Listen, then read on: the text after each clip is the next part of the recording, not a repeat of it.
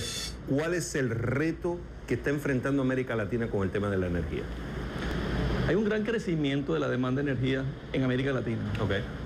Eso es un reto. Entonces, simplemente crear la infraestructura necesaria. Yo diría que un segundo reto es la inclusión. Todavía hay millones de personas en América Latina que no tienen acceso a electricidad. ¿Por qué? En parte, bueno, tiene que ver con el nivel de desarrollo de los países, el nivel de educación de la gente. Y para sacarlos de la pobreza en la cual se encuentran, dos cosas son las cosas que más mejoran más el nivel de vida de las personas. Primero, acceso a agua potable y segundo, electricidad.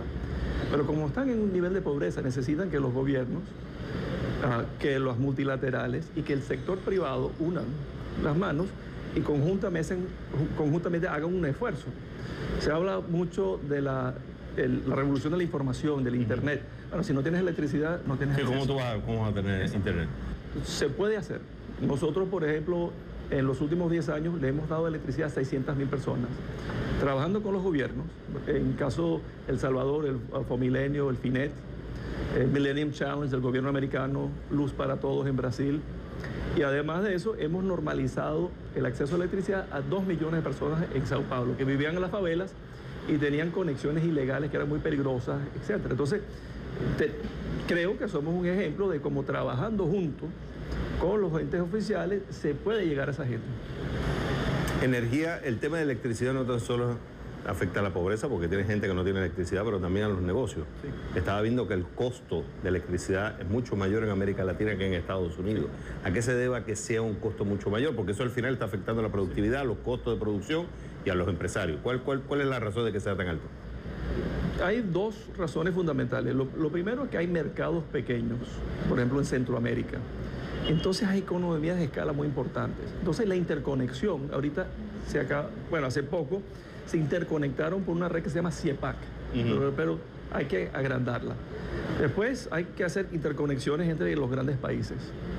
Entonces, interconexiones es uno. Lo otro es en las islas del Caribe, tienes mucho uso de combustible líquido, diésel, por ejemplo, que es mucho más caro. Entonces, si lo comparas con Estados Unidos, que tiene acceso a gas natural barato, entonces, ¿cómo podemos traer gas a las islas del Caribe? Entonces, por gas natural licuado.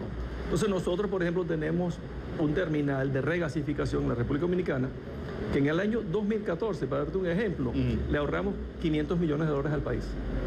Entonces, esa integración energética, sea por vía del gas natural licuado, o sea, interconexiones, son dos de las razones hídricas más importantes. Cuando tú dices interconexión, para entender a qué te refieres con interconexión. Líneas de transmisión. Por ejemplo, hoy en día Centroamérica no se conecta con Colombia.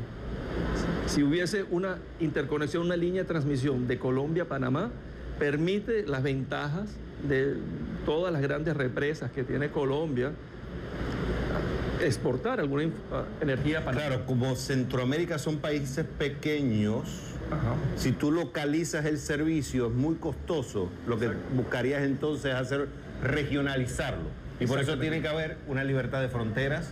Tienes razón. Esa sería la razón principal. Tiene que haber acuerdos y un mercado que permitan vender energía de un país en otro país. Tiene que haber reglas claras, los gobiernos tienen que apoyar eso.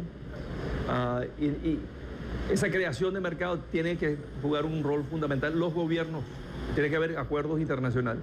Por último, el portafolio de energía, desde petróleo, gas, nuclear, eólica, ¿debe aceptarse una sobre otra o debe ser una combinación de todas? Porque tú sabes que hay gente que te dice, no, tenemos que enfocar en la eólica, tenemos que buscar solar, pero estaba escuchando en el panel que decían, oye, pero no todo el tiempo tenés sol, viento no tienes todo el tiempo, hay geografías que no tienen esas oportunidades. O sea, ¿cuál sería la combinación perfecta? Yo creo que es muy importante pensar en una matriz energética que sea variada. Porque, por ejemplo, tú no sabes cuándo va a haber un shock petrolero y sube el precio del petróleo o hasta el precio del gas. No sabes cuándo va a haber una sequía. O sea, Colombia sufrió en el año 92 enormemente económicamente. Brasil está sufriendo una sequía. Panamá sufrió una sequía. Entonces, hay que tener un componente térmico para esas épocas en especial. Las interconexiones ayudan, pero puede ser un evento climatológico regional. Y yo diría que el otro, en términos renovables, sí son buenos. En general son más caros todavía. Y el problema es, sí, que el sol, o sea, es intermitente. Entonces no solo hay un problema de que durante el día no sale el sol, no sopla el viento, pero también que la calidad de la energía que suministran fluctúa. Entonces, por ejemplo, hay que meter baterías que en microsegundos inyectan energía o toman energía para mejorar la calidad del servicio de las renovables. Pero yo creo que debe haber una estrategia de todos los diferentes tipos de energía.